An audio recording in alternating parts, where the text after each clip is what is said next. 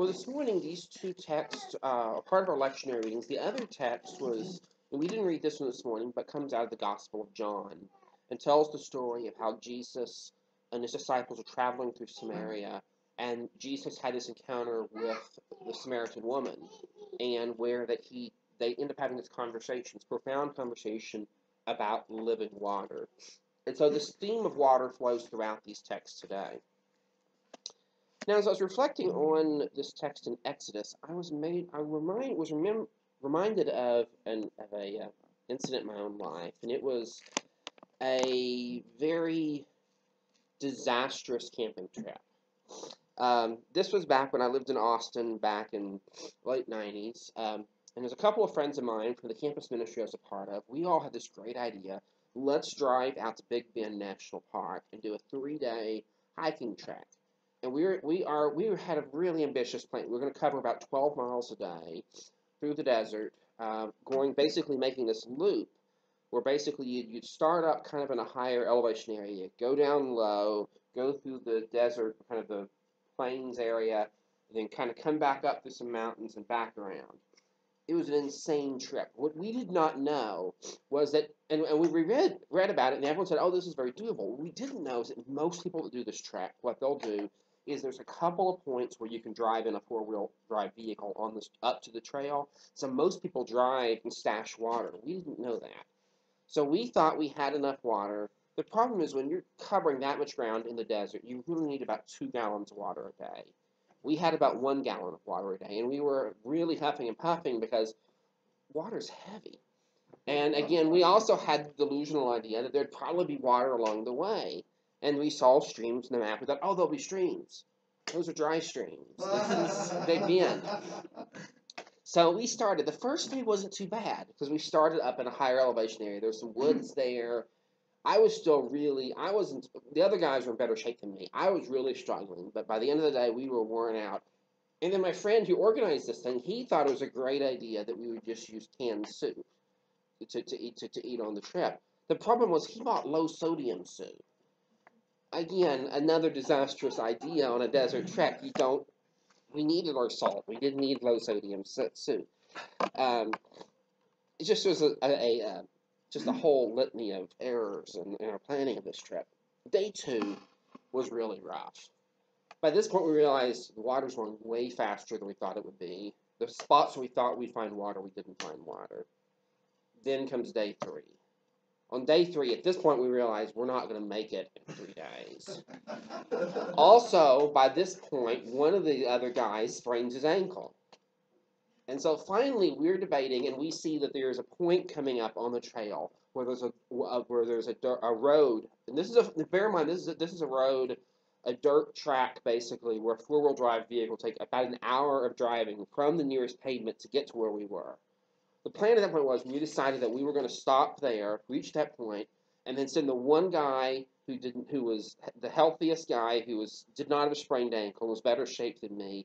We were going to give him all the water, and he was going to go back to civilization without carrying a pack, so he could go fast, and then come in and get and help to rescue us. I mean, things were looking bad. Thankfully, as we were coming up on this one spot, this one road that intersects a trail, we saw the most glorious, wonderful sight. We saw a pickup. As it turned out, there was a guy camping there. And it turned out he was a forest firefighter, one of those guys that they drop in places. And it was his off-season.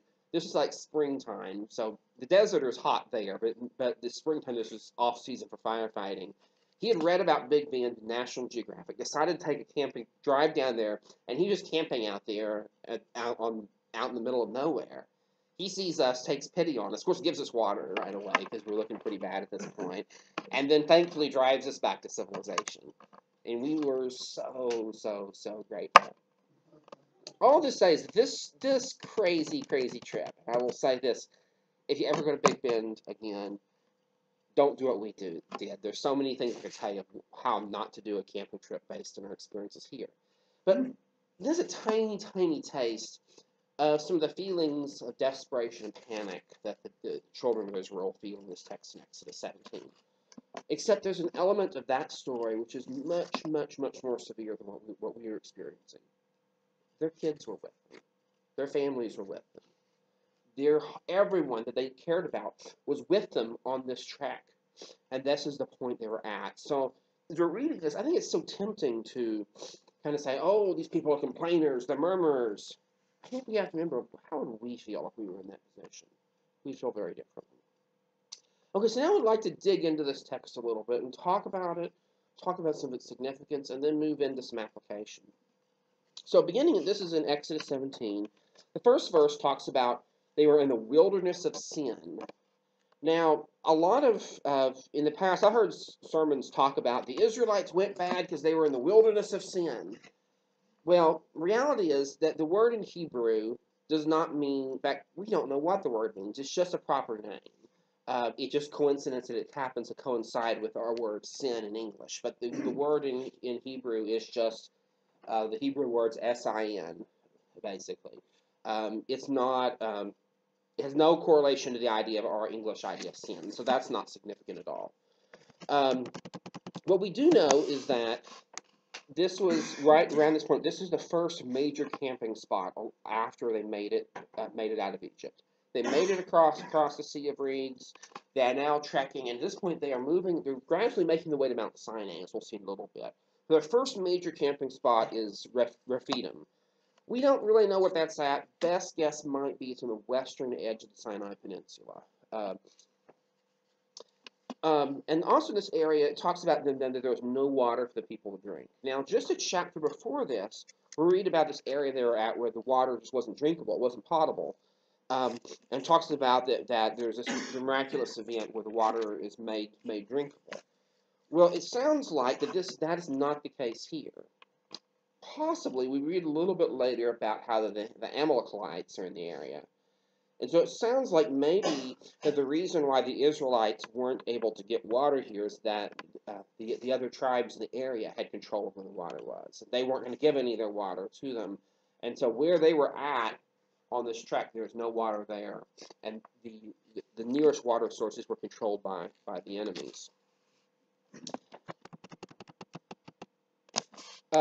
There's several things here, though, look at the Hebrew here. The first one is some of the words. It talks about the people quarreled with Moses. Well, that word for quarrel is rib, and it basically means, it can mean several things. One of the connotations of the word is to bring suit, to sue someone. So the people, it's kind of the connotation almost of a court proceeding of saying, you've done us wrong, you've cheated us. It also can mean to strive, to contend. It often has the connotation of shouting, of contention. In other words, the people are not messing around. They are upset with Moses. They're blaming him. Then there's also this word that Moses says, why do you quarrel with me? Why do you test the Lord? Well, that word for test is nasa. Well, these two words, rib and nasa, will come back to them. They're significant. Another thing in the Hebrew from this text that's significant is the name used for God. Throughout this text, we have the sacred personal name of God, of Yahweh, is used exclusively in this text. We don't see any of the other names for God. In fact, in this text, there's 6 different times this name is invoked. One thing that's maybe significant about this tells us that this is usually that name for God is used when the interactions with the people and God are more personal in nature. And so this is a point in time where the children of Israel understand their relationship with God in a very personal, kind of interactive kind of way. Next, Moses in this passage says something really interesting. He cries out to the Lord, what shall I do with this people? They are almost ready to stone me. In other words, we are in the middle of a power crisis. Moses is scared. Not just going to lose his power, but they're going to kill him because he has brought them to this place. Moses is panicked too. Everybody in this story is panicked. We can't really understate that. Everyone is nervous. Well, then we see the response of God in verse 5. In my version, it says, go on ahead of the people and take some of the elders of Israel with you. Well, that phrase there, it literally means in Hebrew, instead of go on ahead of the people, it literally means go in front of the faces of the people. Now, I gotta say, if you think the people are about to stone you, going out to face them face to face, that seems like a bad idea to me. It seems kind of scary. But basically, God is telling Moses, you need to make yourself vulnerable in front of this angry mob. You need to put yourself out there in this place of vulnerability. Then he tells him to take the staff. I mean, he talks about here the staff that you struck the Nile with. Now, remember what happened when you struck the Nile? The water, the life-giving river, turns to blood. So what was once this element of destruction to their enemies, now what's it going to be used for? To bring life, to bring water from a rock. And so you have this imagery now of the children of Israel seeing that their God is not only a destroyer, but he's also a life giver. And then also we have here that Moses told, bring some of the elders of Israel with you. Effectively, what he's saying is, I want you to bring witnesses. This is important. This story, what's about to happen, is significant. And then we see something really, really, really interesting. Because God says that I will be standing there in front of you on the rock at Horeb. A couple things are significant. First of all, Horeb, that's another word from Mount Sinai. So we're now having this pointing towards what's about to come, and that is that God appearing at Sinai. But God is saying, I'm going to stand on this mountain. Now we're seeing these almost anthropomorphic terms, way of speaking of God being like a person who stands. Not an amorphous being, but an actual physical personality almost. And this is, we see that this is part of the story, seeing how God is depicted at this point in time. But he says that God is going to be standing there with Moses. And then when that happens, Moses is to strike the rock with the staff, and water is going to flow. And then lastly, in this part, it talks about Moses doing this in front of the elders, in front of the witnesses, and then he calls this place Massa and Meribah. It says, because the Israelites quarreled and tested the Lord, saying, is the Lord among us or not? Well, I looked this up in the JPS, the Jewish Publication Society commentary, a really good commentary, and they talk about how these two words, Massa and Meribah, they both are derived from those other Hebrew words of Rib and Nasa. But they talk about in the commentary how that this theme of Massa and Meribah will come up later again and again throughout the Bible. These themes of testing and quarreling, of pushing the limits, these are going to come up again and again. Okay, now that's the story we have. I want to now talk a little bit about the context of the story. What happens right before it, what happens right after it. Because this context is important. So a few chapters ago, we have the story of the people of Israel. They finally escaped from Egypt. Pharaoh said, yes, you can go, but then he chases them. They reach the sea, and God miraculously parts the sea. The people come through, and then as the pursuers try running through too, the sea closes behind them. And then we have this incredible time of celebration where Miriam, remember Aaron's sister, she leads the women in celebration, tambourines and dancing. And I always like, if you've ever seen the movie version, the kids' movie, what's it called? Prince of Egypt. I love this part of the movie where that you see the celebration going on. It's a really beautiful image, and the biblical text really has that same feeling of how joyous they were. They were free. Well, then, right after that, a few days later, they're now in the wilderness. And bear in mind, if you've ever looked at a satellite image of that part of the world, Egypt, you see this green belt, the Nile River, brilliant green, and then on either side of it, utter desert. It's night and day difference. And so the children of Israel were free, but they were now in the wilderness, and things were not looking good. And so they had their first experiences of not having the water they needed, of not having food, and then God providing through making the water drinkable that was in that area, and then of also providing the manna for them to eat. But then, by chapter 17, Now they don't have any water at all. It's not a matter of the water not being drinkable. Now there's no water at all. And that's where we're at now. And then immediately after this text, what happens? The tribe of Amalek, distant relatives of theirs possibly, they attack the people of Israel. Some other texts talk about possibly how they took advantage. They attacked them from behind, attacking the Israelites. But the Israelites fight back and win. And then this leads to some frankly terrible words in which God is said to tell Israel that they are to blot out the remembrance of Amalek forever. And this idea of divinely sponsored genocide comes up later on in the text. And this is some more troubling parts of the Bible, in my opinion. Following this, we have more issues of leadership. Moses is having problems of keeping the people together, of working through problems. And so his father-in-law, Jethro, says, hey, you got to delegate some of your authority here. You can't do everything. And Moses listens to him. And then finally in chapter 19, the people reach Mount Sinai, and where you begin to have this expansive bit of text that talks about the covenant now.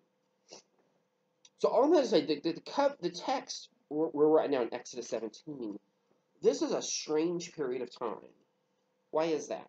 First of all, Moses' authority as the leader of the people is not yet really established. The people are still learning to trust him. We also have a little bit of inklings that there's a covenant to come, but right now, the Israelites don't have a covenant yet with God. They don't have yet this sense for sure that God is on their side. It's still yet to be worked out. They also don't have a designated worship place. The tabernacle hasn't been built yet. We do see Moses at a few points building altars along the way, but there's not really a sense of things are still in flux. It's still uncertain. There's a lot of things to be worked out. And so that's a lot of what's going on here in Exodus 17. Now, as we're looking at this, we have to look at another text, because this story is echoed in another part of the Torah, these first 5 books of the Old Testament, in the book of Numbers, verses 2 to 13. And I'm going to look at that story just briefly. We're not going to read it, just talk about it, because it's similar but a little bit different. It's a very similar story, but set in a different historical context. In Numbers, we read that the Israelites are now in the wilderness of Zin, not Sin. One letter difference. Sure sounds like the same place to me. You hear it described as we go along, it really sounds like the same place. But this time, in Numbers, the quarrel now is the people are mad, they don't have water, but now they're arguing with Moses and with Aaron. And so Moses and Aaron, they're upset. They now go to the tabernacle, remember the big tent, to meet with God. But now, instead of back in Exodus, remember how God was standing on a rock at Horeb? Now, God instead appears to them at the tabernacle. And it says that instead of it being God standing, we now have this imagery of the glory of the Lord appeared to them. There's a more, not so anthropomorphic, but more of a nebulous kind of imagery. But in this story, in Numbers, this time Moses, he seems to see this quarrel as a personal insult to him. And so when he strikes the rock as God told him to, this time he says, "Listen, you rebels, shall we bring water for you out of this rock?" Kind of implying that him and God are doing this together. And this time, instead of in Exodus, it seems like Moses' authority is affirmed. In Numbers, it's the opposite. Moses and Aaron instead are told by God that they will not lead the people into the promised land now because, quote, "you do not trust in me, show my holiness before the eyes of the Israelites." It's a little bit unclear what the issue is, but it sounds like maybe it's the way Moses spoke, of not seeing that the insult was towards God, but towards him personally. It's a power thing, in other words. Yet, in this instance, in Numbers, Moses still uses this term Meribah. It refers to the place as Meribah, or quarreling, the same term used back in Exodus. And so to me, reading these two texts, it sure sounds like it's two versions of the same story, but set in a different historical context. Anyway, all that said, I've given you a lot of context. I want to now move into some discussion. What does this really mean? What's the significance for us? And there's a lot of conclusions we could reach in looking at this text. First and foremost, though, we have to remember at the very natural and understandable fear the people were experiencing. And that, frankly, the fear that Moses was experiencing due to them not having water. You can't live long, particularly in the desert, without water. And people in desperate situations do desperate things. And I think part of this story is to say that God provided for the people in this point of desperation. Now, that's the easy conclusion. There's a problem with this conclusion. The problem is there's a lot of people in this world in equally dire situations who do not get the water or the food or other necessities they need. Often people who pray earnest prayers of faith. The Israelites, we don't really see them seeking out God's help here. Moses seeks out God's help. The Israelites don't. And yet they are shown favor. Yet we know that there are good people who often seek out God's help who are not shown favor. And so that's one of the challenges of this text, is that it leaves some difficult questions. There's another possible conclusion we can make about this text, and that is that the emphasis being that it's on a power struggle. Moses is understandably afraid that the mob will kill him, and he's a pretty understandable fear. So Moses, what does he do? He blames God. He says, he cries out to the Lord, "What should I do with this people? They are almost ready to stone me." He's panicked. He's scared. And he seems to kind of put this issue of the question of his authority being also undermining God's authority. And so we could see here kind of a development of how power issues were worked out in the community of faith. And then if we look at the Numbers story too, the Numbers version of this story, and if we conclude they're the same incident, then that's a conclusion. That's my conclusion. It might not be the case. It might be that these are two separate incidents, and that Moses used this term Meribah because it reminded him of what happened years ago. We don't know. But assuming these are the same events, it sounds like that maybe part of the message of these texts is the idea that in power struggles, it's dangerous necessarily to assume that God is on our side. Now, with those conclusions or possible conclusions in mind, what about the moral judgments in this story?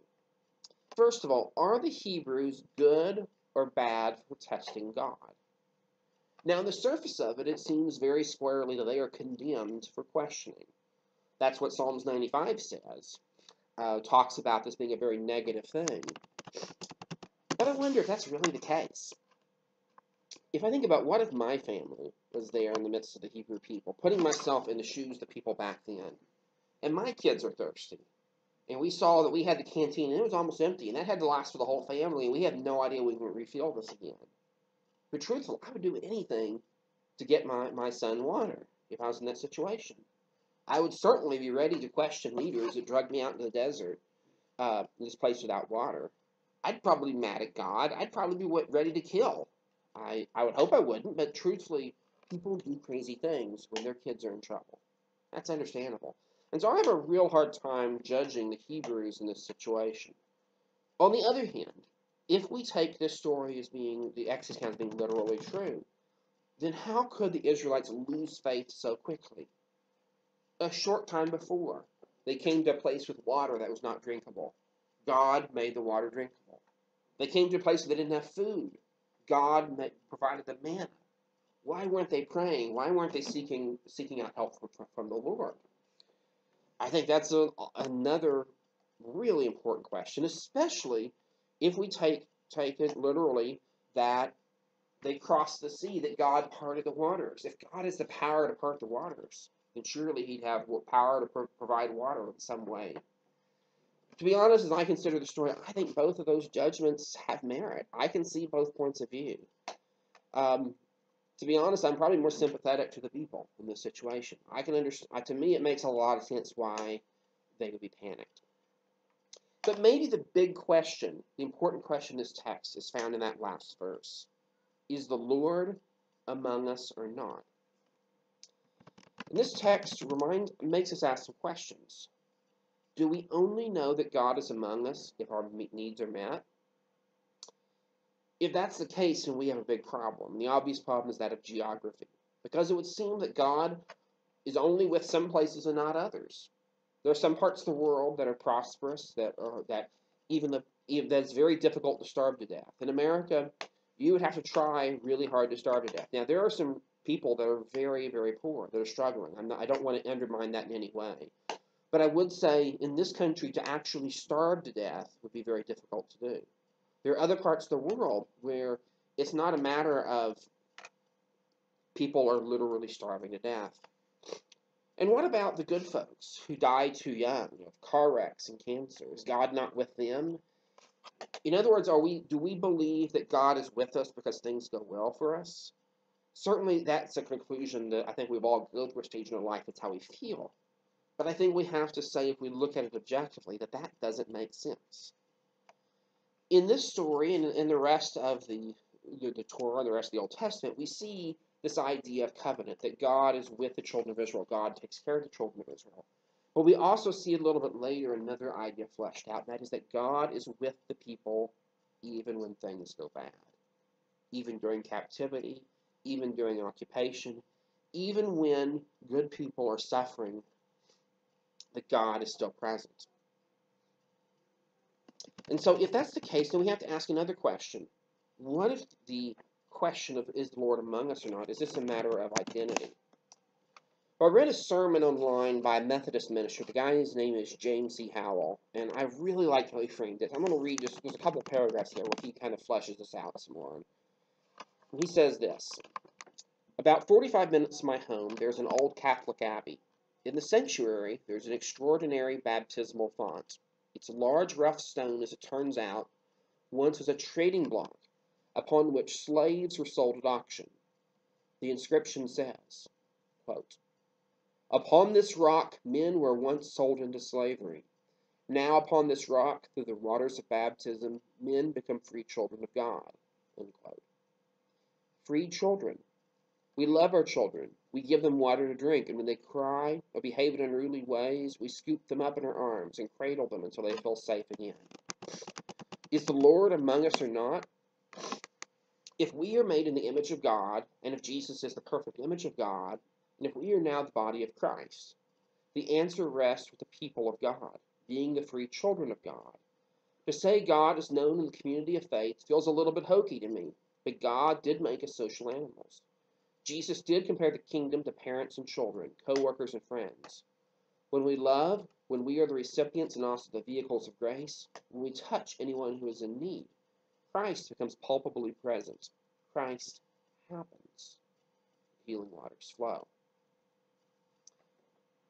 So the question I want to ask us today is the Lord among us or not?